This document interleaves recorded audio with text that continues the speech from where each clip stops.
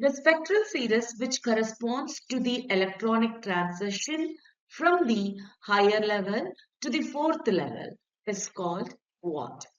It's known that the transition from higher energy level to the fourth level is called bracket series. So the correct answer here will be option B.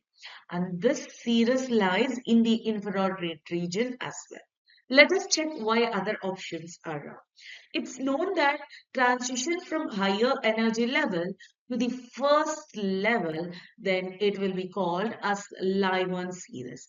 And this series will lie on ultraviolet region.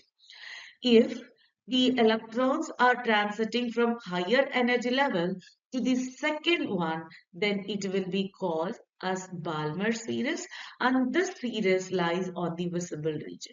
Whereas when the electrons are transiting from higher energy level to the fifth level, then it will be called T-Fun series, and this series will rely on infrared region. So option A, C and D are wrong here. Option B will be the correct answer for this question.